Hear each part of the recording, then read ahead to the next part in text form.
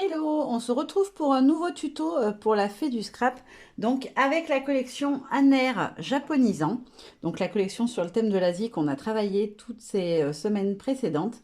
On va réaliser aujourd'hui un mood board en format A5, mais cette fois je vais vraiment utiliser uniquement les tampons de la collection, pas de papier ou ce genre de choses. On a déjà fait un mood board qui était vraiment avec le combo couleur de la collection, les papiers, des photos, etc. Là on va vraiment être sur un mood board uniquement avec de la déco en tamponnage, etc.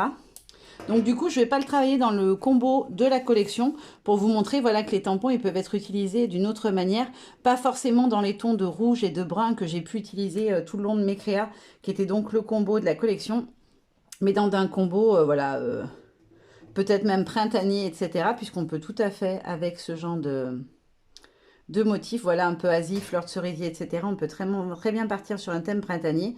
Donc, je vais partir sur, sur un combo couleur totalement différent et libre. Voilà, vous verrez à la fin quand j'aurai tout colorisé. Pour l'instant, on va s'occuper de travailler nos petites cases. Donc, comme d'habitude, je maintiens d'abord mon papier, puis mon pochoir par-dessus. Pensez bien, si vous utilisez comme moi les pochoirs de la fée, à bien aligner en bas et pas en haut, puisque comme on a le système pour les accrocher si on le souhaite ou les suspendre à quelque chose, on a ce petit encoche en haut qui du coup fait un décalage en hauteur. Donc il est plus grand en haut que le cadre voilà, des autres cases. Hop, donc j'ai choisi celui-ci, c'est le... Est-ce que je vois le numéro ici? Oui, c'est le 512.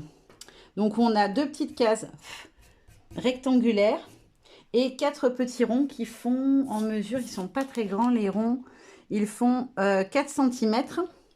Là la case elle fait 7,8 par 4. Voilà, si vous voulez le refaire, vous n'avez pas le pochoir. Celle-ci elle fait 9 de haut par, ben, elle doit faire 7,8, oui c'est ça. Donc 7,8 par, on a dit 4 hein, il me semble, et 3 ronds de 4 cm de diamètre.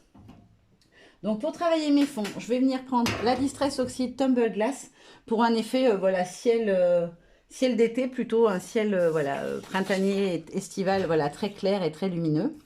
Donc je vais venir me servir de mes tampons chouchou de graffiti voilà, pour travailler mes fonds de case. Donc c'est la planche Splatch.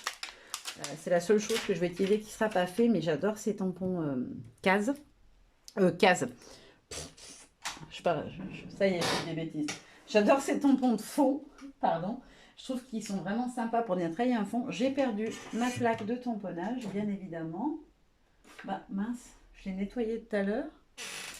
Et je l'ai posée plus loin. Ah oui, là. Comme c'est transparent et qu'il a été posé sur des choses colorées, je n'arrivais pas à la voir. Ma table est noire et en fait, elle était posée sur la table avec des choses noires autour. Du coup, elle ne ressortait pas, je ne la voyais pas du tout. Donc, je vais venir prendre mon encre, ma petite tache. Hop. Alors, est-ce que sur les ronds, en termes de taille, celui qui fait une forme de fleur, il pourrait passer? Il ne va pas prendre la totalité, mais on pourrait être pas mal. Ouais, ça va être trop limite. Hop, je vais rester sur ma tâche, ma grande tâche. Alors, ils collent plus très bien les miens. Ils ont été tellement utilisés, ceux-là, qu'à force, ils veulent plus rien savoir.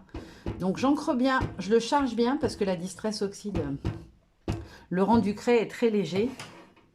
Et ensuite, je vais venir enlever l'excédent. Alors oui, c'est contradictoire, mais c'est que je veux que mes motifs soient légers. Du coup, je vais venir juste... hop. Alors, avec ma table qui se creuse, je vais galérer comme à chaque fois, mais ça devrait le faire. Voilà. Donc, je vous l'ai dit, ça va être très léger parce qu'en fait, je veux venir pouvoir travailler en plusieurs fois par-dessus. Voilà, comme ceci. Ensuite, hop, je vais passer à la case suivante. Alors, je veux pas que ça dépasse. Il va peut-être falloir que je protège parce que je veux pas que ça aille sur celle du dessus. Voilà, comme ceci. Hop. Et après, je reviens travailler par-dessus, comme ceci. Voilà, pour avoir des dégradés de bleu, plus ou moins intenses selon l'endroit où j'appuie. Hop. Alors, l'inconvénient, c'est que ça n'encre pas très bien, vu qu'il y a le pochoir. J'avais jamais testé de faire avec un truc comme ça, mais du coup, c'est un petit peu compliqué. Parce qu'en fait, on a l'épaisseur du pochoir qui vient nous gêner. Donc, du coup, ça n'encre pas sur la totalité. Mais c'est pas grave, vu que je veux pouvoir retravailler comme ça en faisant des zones plus claires, des zones plus foncées. Perso, ça me gêne pas. Là, je vais venir mettre le papier par-dessus. Je vais dégorger un petit peu. Hop.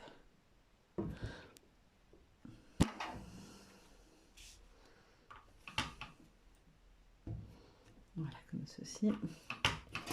Et après, je vais venir faire un peu partout. Voilà, je vais dégorger. Hop. Donc, vous voyez, quand il n'y a pas le rebord du pochoir qui gêne, le rendu, il est quand même beaucoup plus net. Hop là.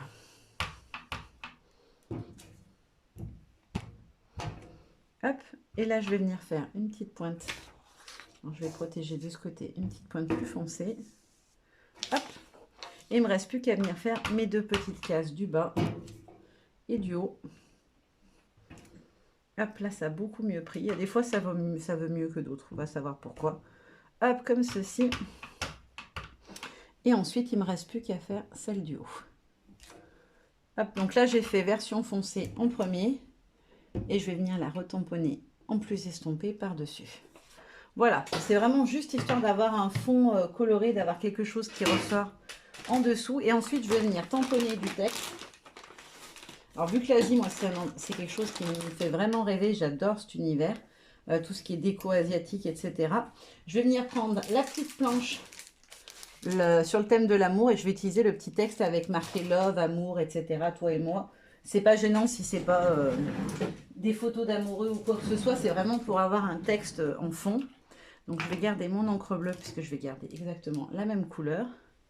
Je vais juste ranger mon tampontage. Hop là.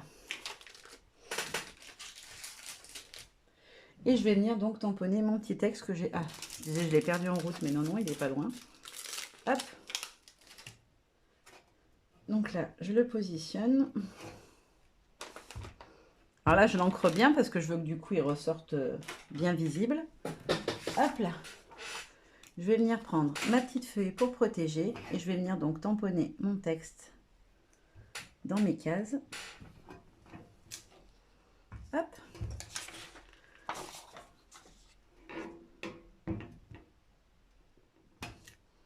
Hop là. Alors, c'est pas grave s'il n'est pas parfait, hein, c'est un motif de fond, on est bien d'accord. Donc, si le tamponnage n'est pas parfait partout, on s'en fiche. Ce que je veux, c'est qu'il y ait des traces d'écriture sur mon fond. Hop. Donc là, ça va être un peu plus pratique parce que déjà, je n'ai pas à cacher. Je vais juste protéger pour faire l'autre bord. Hop. Et puis après, je vais venir mettre, voilà, quelques petits morceaux d'écriture ici et là. Là, en haut, je vais venir travailler ici. Je vais en mettre aussi en bas et un petit peu là. Voilà, ça suffit largement. Et pour celui-ci, je vais venir faire le bord et je vais venir en mettre un peu par ici et une petite touche ici. Donc voilà, mes fonds sont faits. J'espère que vous voyez bien comme le bleu il est clair, que quand même ça se voit. Hop.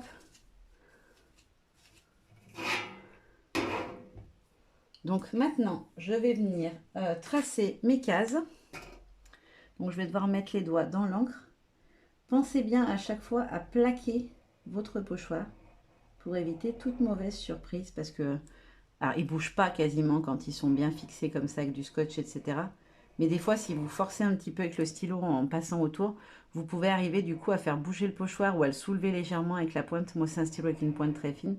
Elle glisse des fois en dessous. Donc, pensez toujours à le maintenir plaqué au moins un petit peu pour que ça tienne bien.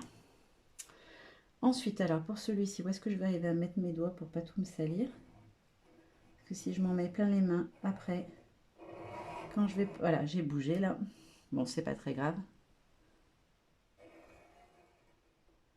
Alors, quand vous bougez comme ça, n'hésitez pas du coup à faire en sorte que votre déco, elle cache votre petite bêtise.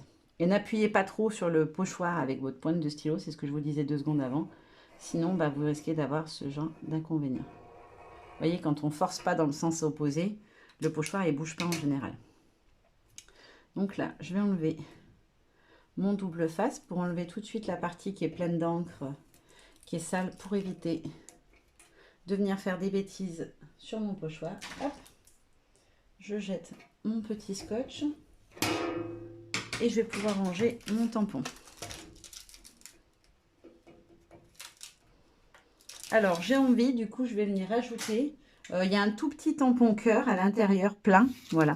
Vous avez un plein et un vide. Je vais venir rajouter des petits cœurs parce que j'ai envie. Je ne sais pas si on les verra vraiment beaucoup dans ma déco. Mais j'ai envie, donc je vais rajouter des petits cœurs. Ça sera dans le fond, ça sera très discret, mais j'ai envie.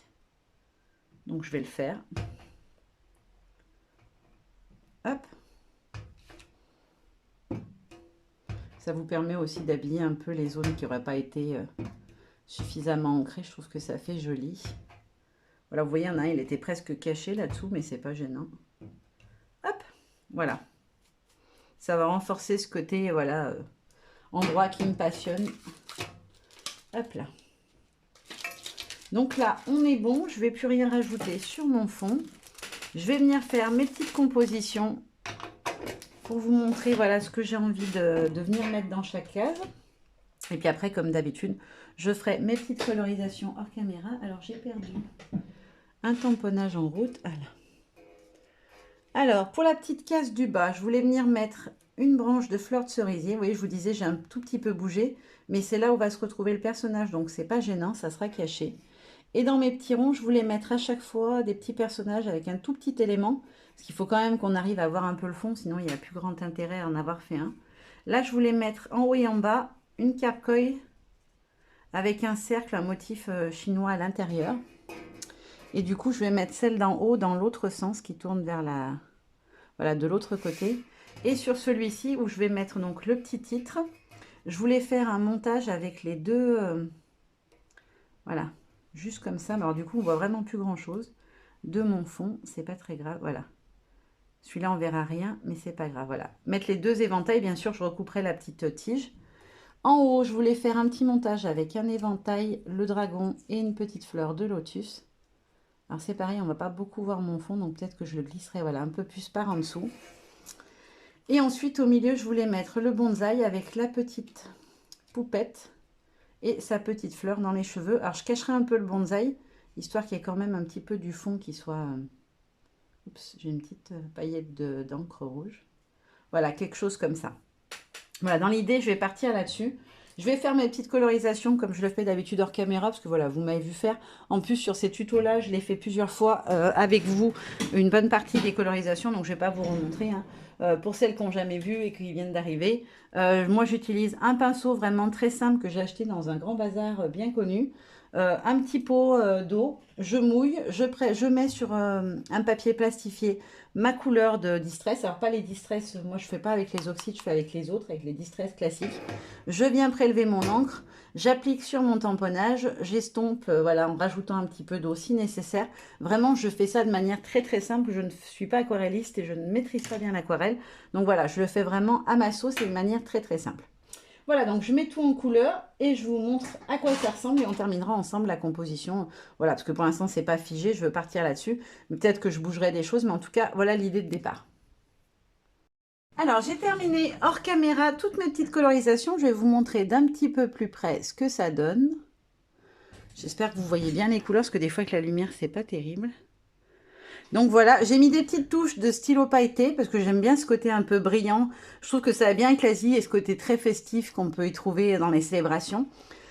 Donc voilà, vous avez vu les colos. Maintenant, on va terminer notre mood board. Donc j'ai pré-encollé tous mes morceaux, histoire que ça soit pas trop long. Hop. Voilà, j'arrive pas à enlever les scotch comme par hasard. Je dis je vais essayer d'être pas trop longue et je mets 2 heures. Hop, donc je glisse le petit cercle à peu près au milieu. Hop là. En fait, j'ai mis sur chaque élément une petite touche pailletée quelque part, histoire de... Voilà. Et puis, j'avais vraiment envie de pouvoir vous montrer l'utilisation surtout des tampons avec d'autres couleurs que le combo de la collection, parce que je trouve que c'est sympa aussi de pouvoir voir ce qu'on peut en faire. Et c'est ce que je vous disais, ça peut franchement, la collection, elle peut aussi bien servir maintenant que servir au printemps ou à notre moment. Voilà, à l'automne, vous pourrez choisir des couleurs automnales pour une célébration automnale. Il n'y a pas de... Je sais pas comment dire, j'ai perdu mes mots. Voilà, c'est pas une collection qui est avec une thématique comme l'automne, l'hiver, etc. et qui du coup va s'utiliser comme une période. C'était vraiment pour vous montrer que voilà, c'est une collection vraiment intemporelle et qu'on pourra scraper à n'importe quel moment. Alors là, c'est avec les tampons, mais j'ai envie de dire que les papiers, ils sont dans des tons de rouge et de brun. On les met bien à la sauce qu'on a envie aussi, c'est pareil. Mais voilà, c'était histoire de vous montrer une version avec des couleurs différentes. Peut-être du coup, moi je l'ai fait plus printanière, je trouve, au niveau de la composition des couleurs. Mais franchement, on peut en faire ce qu'on veut avec, quoi. Donc mon petit cercle, mon petit poisson. Là, je vais coller la partie du haut. Hop, hop et hop. Et du coup, celui-ci, ce sera, si je dis pas de bêtises, l'avant-dernier tuto. Le prochain tuto, donc, ce sera un mini-album avec la structure assortie à la collection. Donc, une structure en carton bois de la fée. Et puis, voilà, ce sera... on aura fini les tutos avec la collection Un air japonisant. J'espère que ces tutos vous ont plu. J'ai essayé de vous proposer plein de choses différentes, voilà, pour vous montrer un petit peu... la collection dans sa globalité. Il n'y a que les dice que j'ai pas encore utilisés, mais du coup, ils seront dans le mini-album. Mais sinon, comme ça, vous avez pu tout voir. Aussi bien les tampons non montés que les tampons, que les pochoirs. Je les ai tous utilisés, du coup. Franchement, ces pochoirs-là, par contre, c'est vraiment... ça va être des chouchous que je vais utiliser tout le temps parce que, hormis le motif un peu grillagé qui ressemble un peu vraiment à ce qu'on peut retrouver sur les tempes qui du coup sera peut-être un peu moins passe-partout et encore. Les autres avec les ombrelles, etc. c'est vraiment des choses qu'on peut utiliser n'importe quand parce que du coup ça nous donne des formes en demi-cercle. Géométriquement parlant, elles s'utilisent à n'importe quelle sauce, quoi.